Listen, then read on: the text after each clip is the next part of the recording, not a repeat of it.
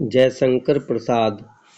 आज हम लोग जयशंकर प्रसाद द्वारा लिखित कविता आत्मकथ्य को पढ़ेंगे।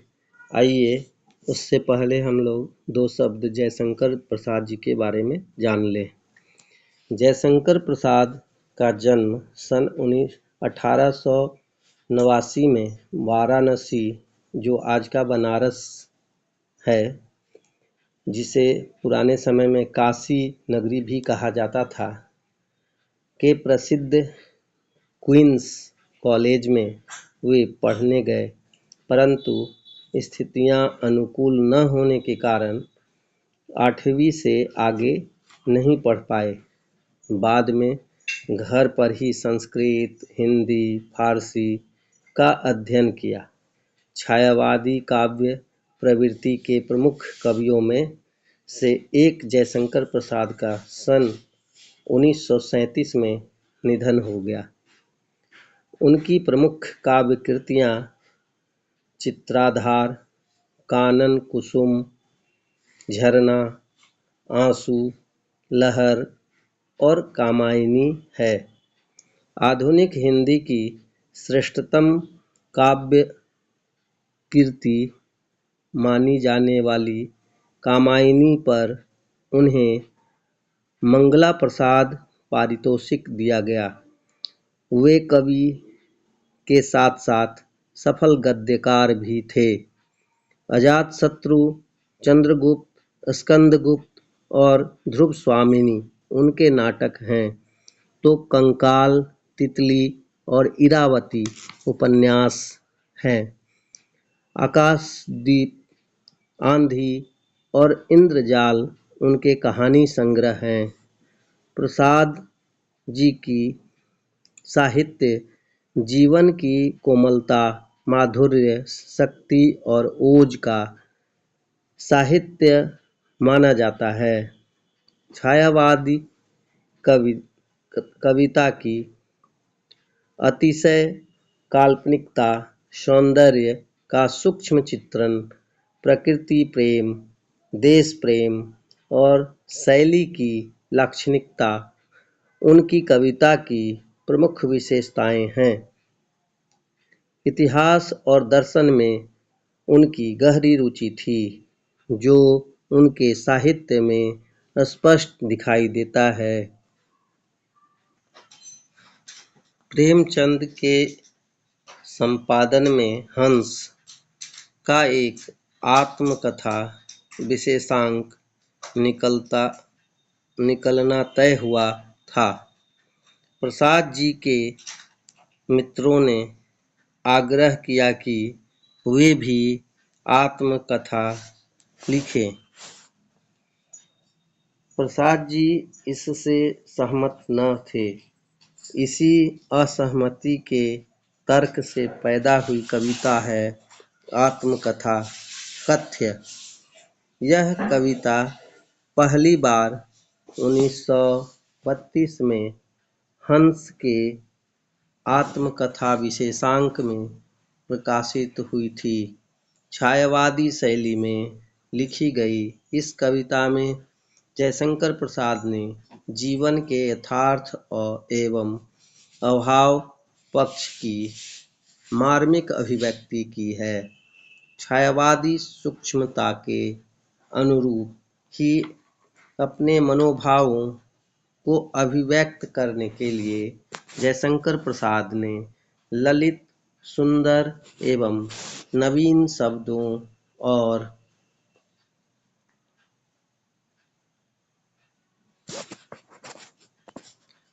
बिंबों का प्रयोग किया है। इन्हीं शब्दों एवं बिंबों के सहारे उन्होंने बताया है कि उनके जीवन की कथा एवं सामान्य व्यक्ति के जीवन की कथा है। इसमें ऐसा कुछ भी नहीं है जिसे महान और रोचक मानकर लोग वाह वाह करेंगे। कुल मिलाकर इस कविता में एक तरफ कवि द्वारा यथार्थ की स्वीकृति है, तो दूसरी तरफ एक महान कवि की विनम्रता भी है। आइए हम लोग कविता के चार चार पंक्तियों का अर्थ देखते चलें। मधुप गुनगुनाकर कह जाता कौन कहानी यह अपनी, मुरझाकर गिर रही पत्तियां देखो कितनी आज घनी।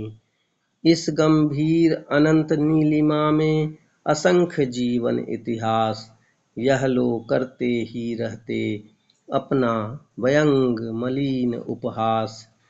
तब भी कहते हो कह डालूं दुर्बलता अपनी बीती, तुम सुनकर सुख पाओगे देखो यह गागर रीति।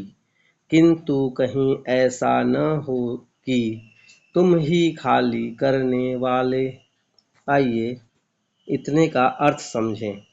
यहाँ कहा गया है मधुप। मधुप का मतलब होता है मधु बनाने वाला, अर्थात भौरा या मधुमक्खी। यहाँ भौरा को ही मुख्य रूप से संबोधन है मधुप। गुनगुनाकर कह जाता कौन कहानी यह अपनी। कवि जयशंकर प्रसाद आत्मकथ्य में यह कहना चाहते हैं कि मैं आत्मकथा नहीं लिखना चाहता हूँ, लेकिन अब अगर जोर दिया जा रहा है कि लिख ही डालूं, तो आप सुन लीजिए मेरी आत्मकथा को। मैं ऐसी भाषा का प्रयोग करूँगा कि आप सुनकर भी समझ नहीं पाएंगे, अर्थात वह छायावादी शैली का प्रयोग किए हैं। मधुप गुनगुनाकर कह जाता कौन कहानी यह अपनी। वह कहते हैं कि मेरे जीवन में ठीक उसी तरह की कहानी है जैसे हम लोगों के सामने से एक भौंरा गुनगुना करके भन करते हुए चला जाए, और वह कौन सी कहानी कह रहा है वो तो हम लोग समझ भी नहीं पाते। ठीक मेरे जीवन में भी वैसी ही कुछ कहानियां हैं जो आप लोग को मैं सुना रहा हूँ, और मैं सुनाकर पार हो जाऊंगा और आप समझ भी नहीं पाएंगे। मुरझाकर गिर रही पत्तियां देखो कितनी आज घनी। वो कहते हैं कि इस संसार में जैसे वृक्ष से पत्ते मुरझा कर के जब मुरझा जाते हैं तो वह गिर जाते हैं, ठीक उसी तरह से मनुष्य भी अपनी अवस्था को जब प्राप्त कर लेता है तो वह मुरझाकर गिर जाता है, अर्थात मृत्यु को प्राप्त कर लेता है।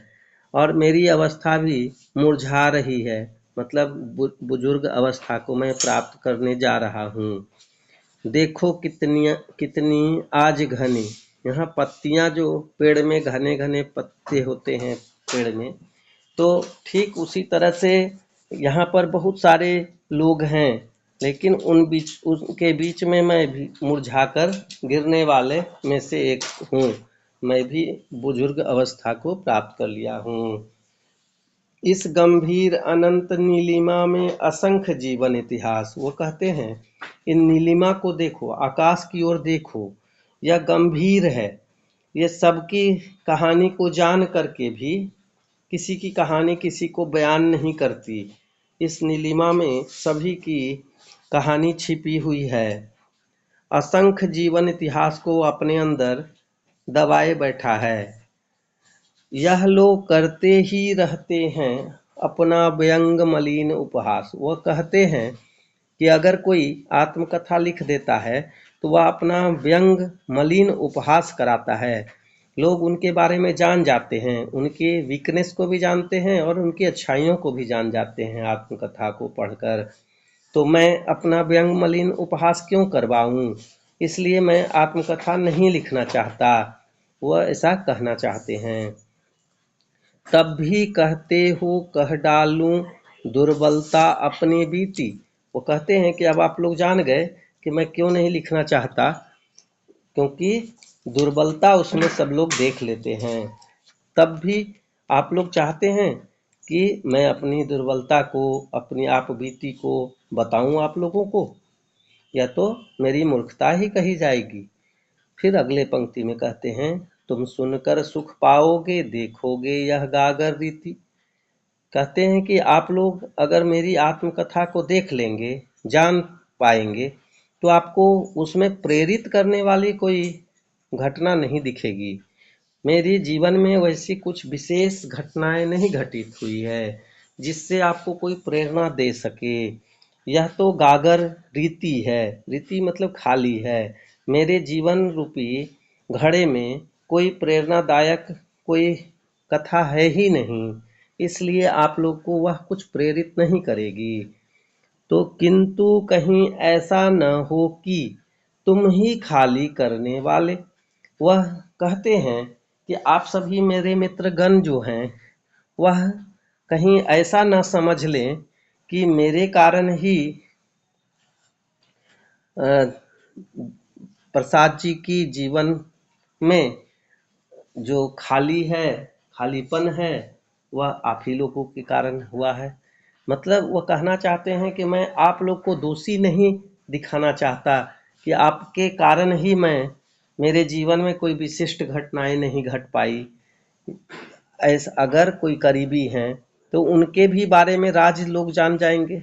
अगर मैं कुछ विशेष लिख दूं कि उनके साथ ऐसा हुआ था, इस घटना से जुड़े हुए हैं वो मुझसे, तो उनके बारे में भी कुछ पता चल जाएगा। इसलिए भी आप लोग अपने आप को भी कहीं दोषी न मानने लगे, इसलिए भी मैं लिखना चाहता आत्मकथा। किंतु कहीं ऐसा न हो कि तुम ही खाली करने वाले, मतलब वो अपने दोस्त और करीबी को दुखी नहीं करना चाहते। अपने को समझो मेरा रस ले अपनी भरने वाले। वो कहते हैं कुछ लोग मुझसे जरूर लाभ लिए होंगे और उसके कारण मैं कभी हानि भी झेला हुआ होगा। उस सब वर्णन को भी आज करना होगा और लोग अगर इस बात को जान जाएंगे तो वो भी लोग दुखी हो जाएंगे कि मैं लाभ लिया इसलिए उनको हानि हुई। तो इस बात के लिए भी वह लिखना नहीं चाहते आत्मकथा। फिर कहते हैं यह विडंबना अरी सरलते तेरी हंसी उड़ाऊं मैं। इस पंक्ति से वह अपनी प्रेमी या अपनी पत्नी के विषय में कुछ बताना चाहते हैं कि अगर वह आत्मकथा लिखेंगे तो उनके विषय में भी चर्चा करनी होगी। तो यह विडंबना की बात है, यह दुख की बात है कि लिखेंगे वह अपनी आत्मकथा, लेकिन अपने से जुड़े प्रियजन, पत्नी या प्रेमिका के विषय में भी उन्हें बताना पड़ेगा और उनकी भी हंसी उड़ सकती है, उनके भी लोग मजाक उड़ा सकते हैं, इसलिए भी वह आत्मकथा नहीं लिखना चाहते। भूले अपनी या प्रवंचना औरों की दिखलाऊं मैं। वो कहते हैं कि मैं अपने बारे में भूल जाना चाहता हूँ, अपनी आत्मकथा के जगह पर किसी और की महान कीर्ति के विषय में, किसी महान विशेष लोगों के विषय में उनकी आत्मकथा या उनके जीवनी को बता दूं। ऐसा भी हो सकता है, इसलिए मैं अपना छोड़कर किसी और का बताऊं। फिर बोलते हैं उज्जवल गाथा कैसे गाऊं मधुर चांदनी रातों की। वो कहते हैं कि मेरे भी जीवन में अच्छे और बुरे पल आए हैं, लेकिन मैं उज्जवल गाथा उन अच्छे पलों को फिर से आप लोगों को क्यों बताने जाऊं, मधुर चांदनी रातों की, क्योंकि वह तो सुखद पल था, लेकिन आज मैं दुखी हूँ और उन सुखद पलों को पुनः याद करके पुनः दुखी और दुख बढ़ा लूं। इसलिए भी हम आप लोगों को आत्मकथा नहीं लिखकर बताना चाहते हैं। फिर कहते हैं अरे खिलखिलाकर हंसते होने वाली उन बातों की। वो कहते हैं कि प्रेमी या प्रेमिका पत्नी के साथ में जब वह किसी बाग बगीचे में कहीं पर हंसी मजाक खिलखिलाकर हंसे थे, उन बातों को जग जाहिर कैसे कर दें, उन्हें भी सबको बताना उचित नहीं होगा, इसलिए भी मैं आत्मकथा नहीं लिखना चाहता। फिर कहते हैं मिला कहाँ वह सुख जिसका मैं स्वप्न देख कर जाग गया। वो आलिंगन में आते आते मुस्कया कर जो भाग गया। कहते हैं कि सभी लोग अपने जीवन में भविष्य की स्वप्न देखते हैं कि मैं ये बन जाऊंगा, वो बन जाऊंगा, लेकिन कवि कहते हैं कि मेरे जीवन में भी मैंने भी स्वप्न देखा, लेकिन वह स्वप्न पूर्ण नहीं हो पाया। वह उसी प्रकार स्वप्न पूर्ण नहीं हुआ जैसे कि कोई गले मिलते मिलते और किसी और से गले मिल जाए जाकर, मुझे ऐसा लग रहा हो कि मुझसे गला मिलेगा, लेकिन पता चला किसी और से जाकर के गले मिल लिया। तो इसमें दुख का भागी मैं हो गया, और इन्हीं बातों को मैं आत्मकथा में कैसे बताऊं। इससे लोग मुझे और मेरे ऊपर मुस्कुरा करके व्यंग करेंगे, इसलिए भी इन बातों को मैं आत्मकथा में नहीं बता पाता हूँ। जिसके अरुण कपोलों की मतवाली सुंदर छाया में अनुरागिनी उषा लेती थी निज सुहाग मधुमाया में। वो कहते हैं कि पत्नी या प्रेमिका जो अभी उनके पास नहीं है, उनके साथ नहीं है, जिनके सुंदरता का वर्णन ऐसा है कि वह अरुण कपोल थे, उनकी गाल सूरज की प्रथम लाली के समान सुंदर थी। अरुण मतलब सूर्य के उगने के समय की जो लाली होती है, उसके समान उनकी पत्नी या प्रेमिका के गाल लाल थे, और मतवाली सुंदर छाया में वह अत्यंत सुंदर थी। अनुरागिनी उषा लेती थी निज सुहाग मधुमाया में, अर्थात वह सुबह की जो बेला है उसमें जो लाली है, वह यहाँ अतिशयोक्ति अलंकार को देते हुए कहते हैं कि उल्टा उनकी गाल की लाली से उधार मांगी जाती थी। सुबह की वह लाली उधार ले जाती थी वह रंग को इनके गाल की लाली से, और वह अपनी लाली पूर्ण करती थी जैसे सुहाग की मांग भरी गई हो। तो यहाँ पर अतिशयोक्ति की गई है। उनकी स्मृति पाथे बनी है थके पथिक की पंथा की।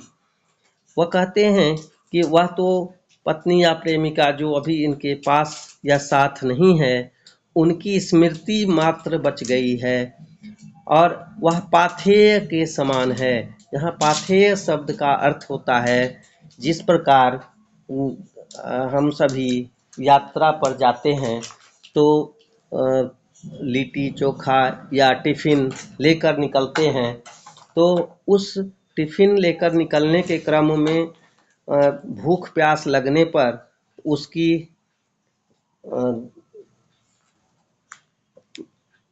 प्रयोग में हम उस चीज़ को लाते हैं, थके पथिक की पंथा की। और जब पथिक थक जाता है तब उस वस्तु का प्रयोग कर लेता है, खा पी कर और आराम कर लेता है, अपनी भूख प्यास को मिटा लेता है। ठीक उसी प्रकार उनकी पत्नी या प्रेमिका की स्मृति जो है वह उसी प्रकार पाथेय के समान हो गई है, जिसको याद करके या अपने जीवन रूपी यात्रा में अपनी थकान को मिटा ले रहे हैं। सीवन को उधेड़ कर देखोगे क्यों मेरी कंथा की। वह कहते हैं कि अगर मैं आत्मकथा लिखूंगा तो उनके जीवन के पूर्व घटित घटनाओं को याद करना होगा, और वह उसी प्रकार है जैसे सिले हुए कपड़े को उधेड़ करके पुनः उसे छोटे छोटे टुकड़े में कर दिया जाए, तो मेरे जीवन के भी वह टुकड़े टुकड़े अंश मात्र दिखने लगेंगे। पुराने समय को इसलिए मैं याद नहीं करना चाहता।